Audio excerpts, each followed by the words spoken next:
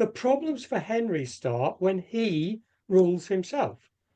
That's when the wheels start to fall off. And it's not because Henry's an idiot. It's because Henry is a peace-loving, pious individual, and he's naive, certainly, there's no question about that. But essentially, he's unable to be what a monarch needed to be in the middle of the 15th century, or indeed in any medieval century.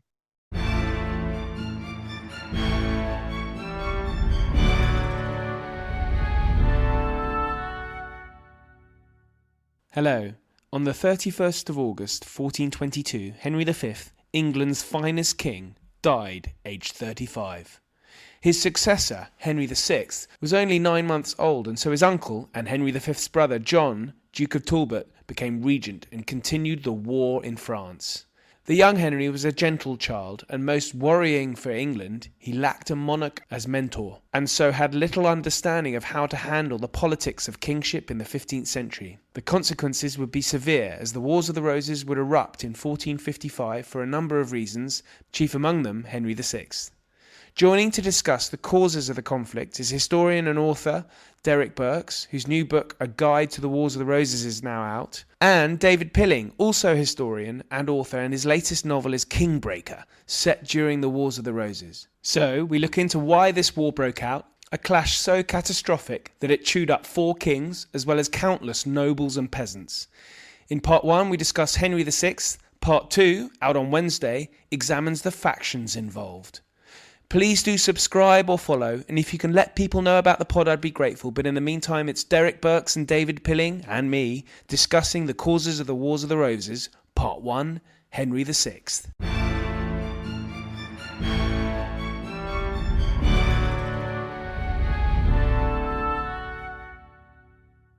Derek, David, welcome to the podcast. It's a great pleasure to have you both on. Hello. Great to be here. Thank you. Yeah. Splendid. Now, so today's discussion is to talk about the causes of the Wars of the Roses. And so, listeners, I've got Derek and David on. Derek's just written, very recently had a book published called A Guide to the Wars of the Roses. So, and David is a writer of medieval history books and historical fiction. So we're in very safe hands here.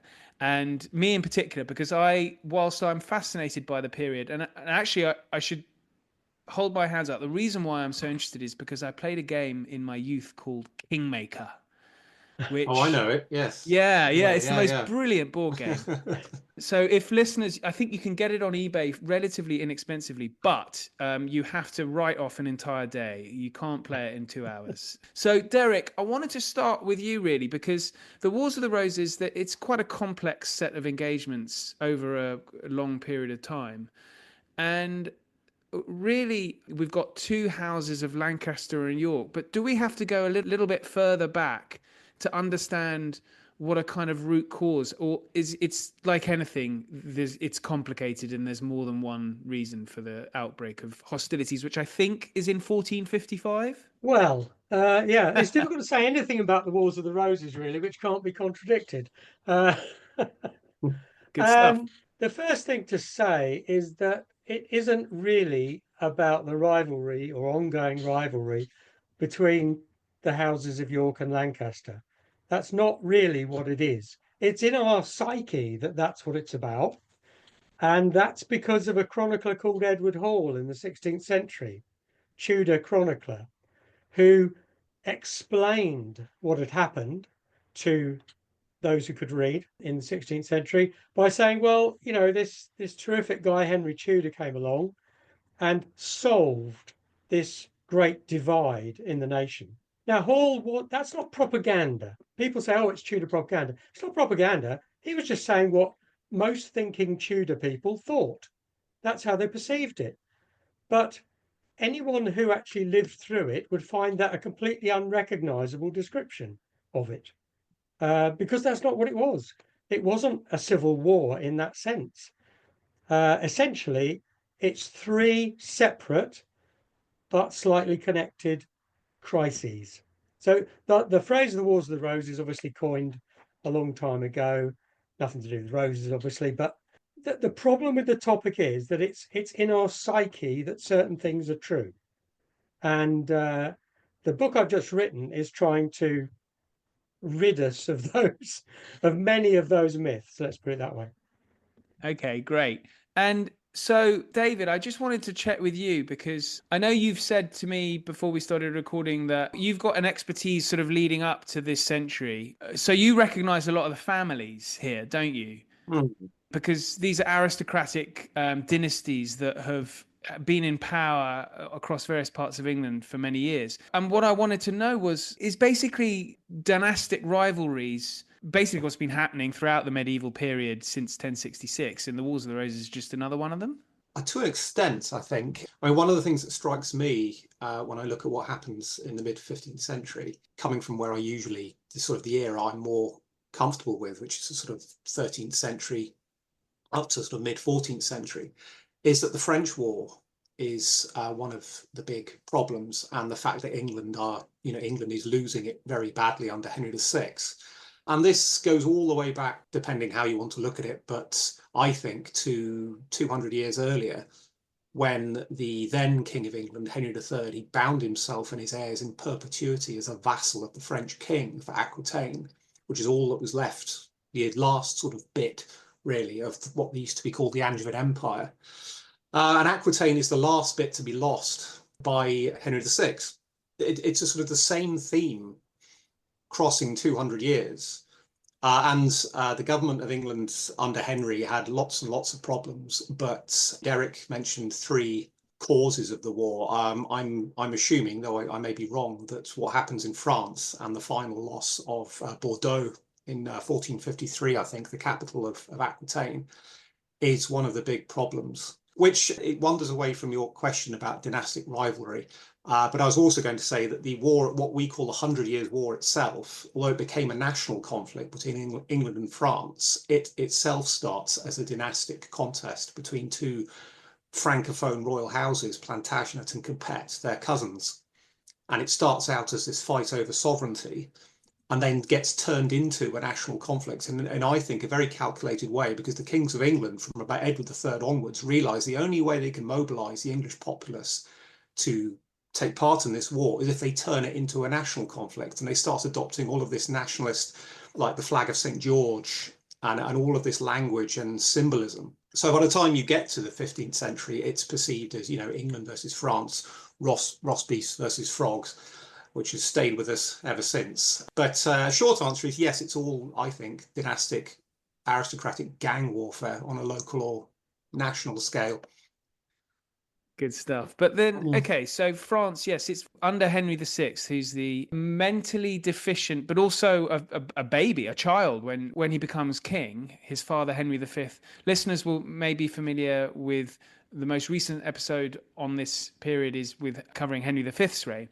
So, yes, Henry VI is a baby, a child, in 1422 when he becomes Correct. Yeah. king.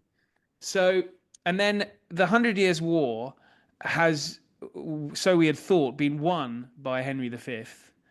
And then under Henry VI, it's this, as you've just mentioned, David, this is loss of lands, and it's very distressing to read about when I look in the history books. And Joan of Arc, the heretic who takes these English lands. But Derek, is that really a kind of tipping point? We have aristocrats and people who maybe aren't overly enthusiastic about spending a lot of money and time in France, but at least you can get by it with victory. But when there's no victories and you're losing land, then your monarch becomes very unpopular. Added to that, the monarch's a child. I mean, so these are two major problems. Yeah, I think we need to separate a few strands out about Henry VI. First of all, let me say he's not mentally deficient. There's no evidence whatsoever that he's mentally deficient. It's again one of those things that's in the psyche that Henry VI was mad or he was a simpleton. Absolutely no evidence of that at all. But as you say, he was 9 months old or something when he succeeded to the throne. So he has the longest minority in English history. And it's not till he's about 15, 16 when he starts to have some influence. But it's a long time before before the nobles who are ruling England for him uh, release their hold, if you like, on him.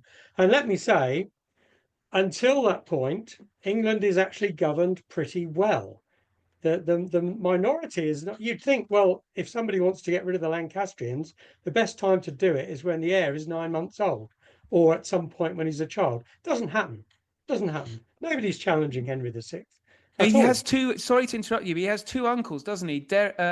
Not Derek. Sorry, Humphrey and John, who are the Yeah, younger brothers of Henry Bedford. V. Sorry. Bedford and yeah, Bedford, John Duke of Bedford. Yeah. and Humphrey Duke of Gloucester. Yeah, and that, to be fair, there are issues, but they did a pretty good job, really, and so did the other people ruling for him. The problems for Henry start when he rules himself. That's when the wheels start to fall off. And it's not because Henry's an idiot, it's because Henry is a peace loving, pious individual, and he's naive, certainly, there's no question about that. But essentially, he's unable to be what a monarch needed to be in the middle of the 15th century, or indeed in any medieval century, because he can't make firm decisions and he can't stick to them anyway. So if you're dealing with, we've talked about, strong aristocracy, nobles who are very important, very powerful. If you're dealing with those sort of guys, you need to be able to control them. And Henry had no example to follow. He didn't watch his father as he grew up, ruling and dispensing justice and all the rest of it. He didn't have that. So he had no blueprint to work from. It's not that he didn't understand what was happening, it's just that he wasn't very good at doing it. He ruled from duty, from a sense of trying to do the right thing. And inevitably, when people try and do the right thing, it doesn't always work out. From what Derek's saying there, David, he sounds a little bit like, and you can correct me here, but it sounds not a million miles from Edward II, like a young Edward II. Well, No, I don't know. No, I think Edward II had problems all of his own. Yeah, you could probably maybe draw a vague comparison in that they both suffered from favoritism. And I mean, Derek will know more about this, but I think Henry could be accused of indulging people like Suffolk and Somerset when he might have benefited from getting rid of them. But certainly with Edward II, you not an idiot again, actually quite an intelligent guy in some ways, but he's just one of these individuals who was just born into entirely the wrong job. He had yeah, no capacity for what he was supposed to do. And again, there's a similarity in that they're both the sons of very formidable fathers and will inevitably suffer from comparison, who both left very difficult legacies. Edward mm, had the Scottish War to cope with, and then Henry is left with France. But then, as Derek said, the minority, especially while Bedford is alive, is not a failure by any means. I mean, Bedford wins a mm, victory at Verneuil, which is every yeah, bit as impressive as Agincourt, but it doesn't fit into the Shakespearean sort of Henry V myth. So, mm, and then I think there's another one at a place called Crevant in about yes, I think so. 1428, Yeah, where another Franco-Scots army was wiped out. So for about when did Bedford die? 1435. So up until Henry's sort of adolescence, he has got these strong figures around him. I mean, you could argue that Bedford was, if you're looking for a role model, is every bit as impressive as his yeah. father. What he lacks, of course, is that he wasn't the king. Regent, I think. But yeah, I say there are some similarities between Edward II and Henry VI, but both very different personalities, really. Why, if you've got Bedford, John Duke of Bedford and Humphrey Duke of Gloucester, both formidable fighters, aren't they? Why does France end so terribly? Is it all because of the heretic Joan of Arc? No, it isn't. It's to do with the war has been going on for a very long time, and Henry believes that peace is the best policy. Yeah. Now, Suffolk, who was sort of running the government up until 1450, he also saw that the opportunity for peace would probably be a good idea, but only if England was in a strong position so they could negotiate a peace on their terms. Henry, however, didn't really have that problem. And he believed that the French king and he, both being Christian monarchs, could come to an agreement and just put an end to the war. And to do that, he wrote a secret letter to the King of France saying, well, you can have the two provinces of Maine and Anjou in return for a commitment to peace. Now, this is what tells you that Henry's not an idiot, because he keeps it secret, because he knows that that is dynamite as far as his lords are concerned. They don't want to hear anything about giving away vast tracts of what they have in France. So Henry is the architect of his own downfall in terms of the French war, because he totally, I mean, the English war effort is in a complete mess from that point onwards, because the King of France says to himself, right, okay, we've got these guys on the run. We just need to press and press and press. And in the end, they'll implode. And in 1453, that's what happens. Something I've always wondered, if Henry had gone, regardless of what he was like as a personality, if he had gone to France in person at some point over this decade, I think you're talking about the Treaty of Tours, so about 1444-ish. Yes. If he bolted on his armor and sort of made an effort to lead his army himself, even if he wasn't a naturally warlike person, would his mere presence on the continent have done some good? I think the problem with Henry, wherever he was, is that his presence was not very great. And therefore, I'm not sure that it would have been a positive. I mean, there would have been a symbolism to it, obviously, yeah, definitely. And they did negotiate about having a meeting between the two kings. That was certainly on the agenda for some time, but it never somehow came about. And I don't know enough about those negotiations to know whether that was the fault of the English or the French or both. But it never seemed to be a real possibility. It was talked about a lot because he felt that all he needed to do was get together with his brother king and they'd just iron out the differences. But that was his kind of naive take on it, really. He sounds a bit like Henry III in that regard, this kind of naivety. All we have to do, we're all good Christians, let's just sit down. I am. Nobody else is, but... Hello, Ollie here. Please forgive my interruption, but I wanted to let you know that at Aspects of History, we produce a digital magazine featuring articles, interviews, short stories and book reviews of the best historical writing available. Authors featured including Ben Macintyre, Lucy Worsley, Andrew Roberts and plenty more. An annual subscription is available for only $9.99, that's pounds or dollars. Yep, you heard that right. That's 6 issues for under £10 or dollars. Head over to aspectsofhistory.com to subscribe, where you can also gift subscriptions. Now back to the show. So is this really the main problem here? Is that so? Let's deal with Henry VI then. So if he had gone to France, he would have spent all his time sort of praying in church and not really going out and acting like someone who believes he's the King of France. To be honest with you, in terms of the Wars of the Roses, I don't think it would have made any difference, because though the loss of France was a body blow, I mean, we can't predict what would have happened if it didn't turn out that way. But I don't think it's not that by any means the whole story. In fact, it's not really. It's still a bit of a sideshow in terms of the causes of the Wars of the Roses. It's a factor. It's there. It has a detrimental effect when the war ends badly, or when the war takes a bad turn. But it's not.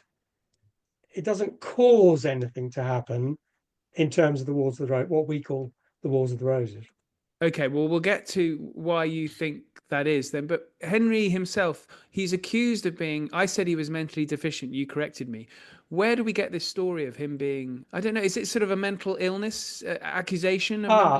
Yeah, this is where I think things get a bit muddy, basically.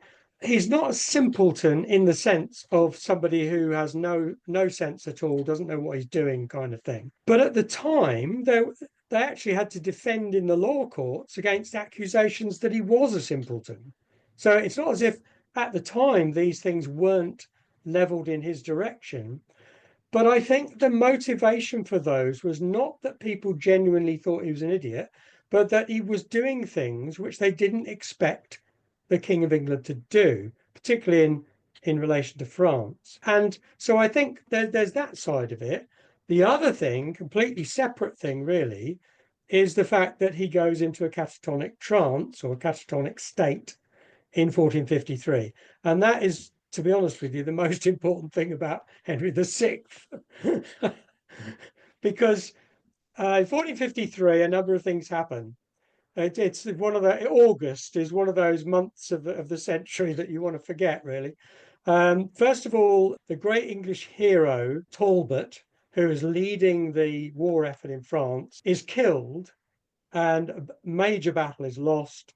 It's a black day in terms of the war with France, and that's news reaches the English court in 1453 in the summer that's happened.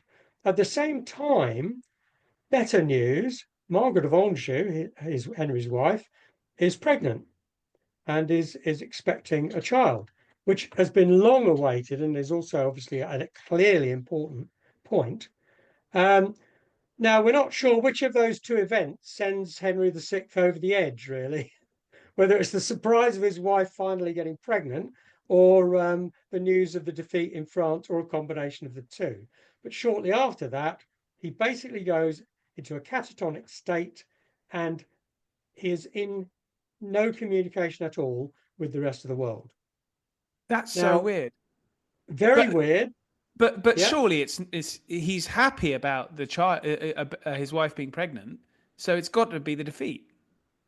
Yeah, I think so. Yes, I was being a little bit facetious Oh, there you about were that, but I right. mean, Sorry. but at the time, and in the years afterwards, the Yorkist propaganda machine said that it couldn't possibly be his child. Yeah. Again, I think that's nonsense, but it's another story. But basically, the really important thing that happens to Henry VI is that he goes into this state where he can't rule. It's a personal monarchy. If you haven't got a monarch, you haven't got government. It's as simple as that. So, I mean, people often say, well, why didn't so and so do this? Why didn't so and so do that? This was unprecedented, really. There have been occasions when a king might be ill, but normally he could communicate in some way. He could express his views, he could say yes or no, he could even just nod or shake his head. Henry VI could not communicate, and his councillors tried endlessly for months, literally months. And in the meantime, government was on autopilot. Anything that happened, it just carried on, basically. And that could have gone on for a lot longer, except that one of the key officers of state died, the chancellor. And only the king could oversee the appointment of a new chancellor. And so the council had to make a decision. What the heck do we do? Somebody's got to appoint a chancellor, but none of us have got the authority to do that. And that's where they have to decide, well, okay, somebody else is going to have to be a protector. And crikey, who is that going to be? And so that's the moment where Henry is not in control because he's mentally not there, and the council have to try and sort out what is an unholy mess. But let's not forget that there is an heir to the throne in waiting, as it were. So we're not talking about no king, no successor. It's all there in place. So what the council are looking at now is, okay, because they don't know how long this is going to carry on. Maybe it'll carry on for the rest of Henry's life. So what do we do? Well, we need somebody who can be a protector of the realm now, who can rule in place of the king, and can also act as regent for his child. That's what they wrestle with, and that's where things start to get very badly wrong. But this is really interesting to me. So, David, monarchy at this stage, it almost seems like, from reading about Richard II, Henry IV, Henry V, and now with Henry VI, there's almost like a standard, an expectation amongst the elite that the monarch needs to really be on the ball. In a way that I feel, and I'm using sort of slightly more modern language, so forgive me, but in a way that I get the sense that the monarch in the sort of 11th, 12th, 13th centuries, there seems to be a little bit more leeway. For example, Stephen of Blois, who becomes King Stephen, his claim to the throne's a little bit dodgy, not as close as Henry IV's was, yet he can become king. What I'm trying to get at is that, is there something about the monarchy in this period that's different to the kings we had had before that, where there was more of a kind of there's more of an expectation now of a level of competence that there wasn't a little bit more Um, leeway before. I'm not sure. I mean, you mentioned Stephen. The thing about Stephen was that although he was accused of being sort of meek and soft and not doing any justice, he wasn't a very effective war leader. He was he could lead his armies effectively, which is something poor old Henry VI couldn't do. Mm. So in that respect, I think the expectation was the same. You had to, except medieval kingship, I've always thought is this sort of impossible job where you had to be a combination of, warlord, justice, administrator, somebody who can get along with all of these warring factions and keep them in line. And I think the expectation is generally the same all the way through. You've got to be good at one of those things, preferably two or three. I mean, Henry IV, he's a usurper, but he manages just about to sort of cling on to power because he's an effective warrior, sort of ex-crusader, very tough individual. You look at Henry VI, it's very difficult to see, well, what is this man's, to use modern language, what is his skill set? To do him justice, I mean, Derek will know better than me, but I can think of two occasions on which he seems to have been somewhat effective. One, I think some French diplomats record a meeting where Henry was surprisingly active. He sort of bounced into the council chamber and he doffed his cap and he was quite eloquent. But the fact that that impressed them is like, wow, he's being reasonably compos mentis today. This is amazing. But then there was another occasion, I think it's at Ludford Bridge, 1459, where the Yorkists are actually forced to disperse and flee because Henry actually puts on his armor and he leads his army in person. And their whole argument is that they're not attacking the king in person, they're going after his evil advisors. So when Henry is actually fit and capable enough to put himself at the head of an army, that calls their bluff. It's like, well, are we going to fight him? Well, no, we can't because that ruins our whole argument. And York and Warwick and all the rest of them have to run away to Ireland and Calais. So on the sort of very few occasions where Henry appears to be effective and he does all the conventional things that are expected and have always been expected of a good king, I think it shows that the same qualities are expected throughout the entire period. He just hasn't got it, or not consistently anyway. I'll tell you something remarkable about Henry VI, following exactly from what Dave has just said, is that despite all his very numerous shortcomings, and despite his failure to rule effectively as a king, the loyalty that he Mm, had throughout this whole period is yeah, amazing. I did, Absolutely amazing. all And it those shows you the mystique of monarchy. all those men these nobles who were still fighting for him at places like Hexham Yeah, in the mid 1460s, or giving him shelter in these castles. And yeah, the cause is completely lost by this stage. The Lancastrians have been thrashed out of sight, but they're still holding out for Henry. yeah. And the man has to be tied to his horse by this stage. So it is, Derek said, it's incredible mystique of kingship. But okay, mystique of kingship, but that didn't stop other kings being knifed or accidentally falling downstairs. Edward's No, well, bedroom. it's not a rule, it's a guideline. Yeah, but, no, but what I'm getting at is there something more about Henry? Is like he's inspired loyalty? Is that because he's like it sounds like he's a lovely guy, really nice, likes going to church, doesn't like fighting, but because he's such a nice man, he does sort of have this kind of devotion, or is there no personal side to it? It's simply that it is, as Derek just said, the mystique of the king. I um, think there is a personal side to it. hmm, I think he is. I think he is quite a pleasant chap, but he's not one of the lads. no. He's not going to have a conversation with you about your war lance or your war horse or the sort of things that maybe the chaps will talk about. But he is I think he's a very pleasant individual who cares about things. He cares about the people around him. But and that does come across, and it comes across with some of the more moderate councillors who aren't affiliated in the early days to either York or Edmund of Somerset. People like the Duke of Buckingham in the early years, who's a moderate man who's trying to broker deals right, left, and centre to keep the peace.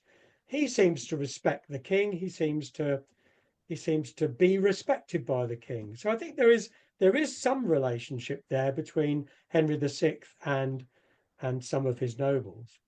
We probably shouldn't forget the piety. Yeah, It might look vaguely ridiculous to us, but I think that was important at the time. The fact Henry yeah. was, so pious and had this slightly, as Derek said, he doesn't mix with the lads. He's this very kind of almost saintly. I think he was venerated as a saint eventually after his death. So that inspires respect, if nothing Mm, else. He's and perhaps inspired a certain protectiveness in some of the men around him. yes. Yeah, I agree. Uh, Yeah. Thanks so much for listening. Don't forget part 2 is out on Wednesday when we look at the factions involved, so do subscribe or follow. Please do let pod lovers know about aspects of history, but until then, thank you and good night.